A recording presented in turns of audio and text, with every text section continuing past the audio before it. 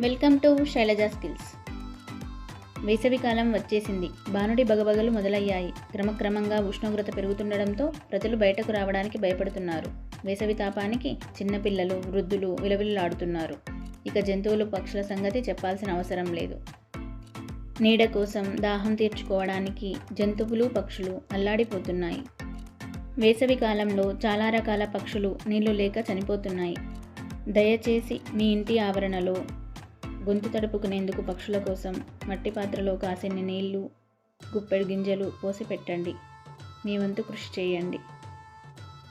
చిన్ని జీవులకు జీవితాన్ని ఇవ్వండి. ఒక చిన్ని ప్రాణిని కాపాడే అదృష్టాన్ని, అవకాశాన్ని దూరం చేసుకోకండి. మీరు కొబ్బరి చిప్పలు మరియు మట్టి కుండలను ఉపయోగించి చెట్లపై వేలాడదీయడానికి ఇంట్లోనే పర్యావరణ అనుకూలమైన బర్డ్ ఫీడర్లను తయారు చేసుకోవచ్చు. పక్షుల పరిమాణం ప్రకారం నీటి తొట్టిలను రూపొందించండి. ఉదాహరణకి గుడ్లగూబ పెద్ద పరిమాణం, చిలుకలు, పావురాలకి మధ్యస్థ పరిమాణం, పిచ్చుకలకి చిన్న పరిమాణంలో నీటి తొట్టిలను ఏర్పాటు చేయండి.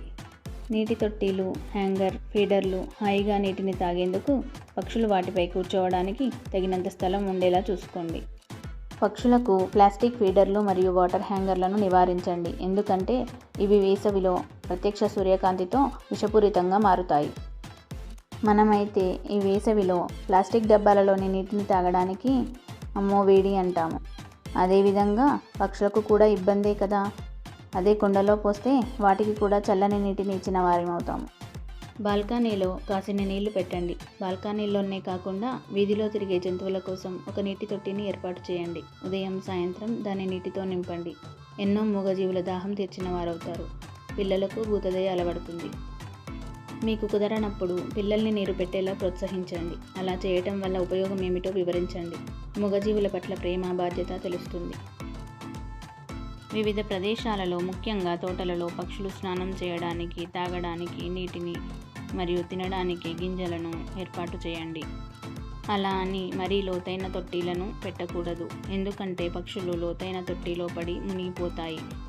కాబట్టి అది తాగదు. అందుచేత ఒక పెద్ద నిస్సారమైన పళ్ళెం లాంటి దానిలో నీటిని పోయాలి. ఇన్ఫెక్షన్లను దూరంగా ఉంచడానికి పక్షి ఫీడర్లను మరియు స్నానాలకు ఏర్పాటు చేసిన తొట్టిలను క్రమ వ్యవధిలో శుభ్రం చేయండి. మన ప్రకృతిని మనమే కాపాడుకుందాం. Save birds, save nature.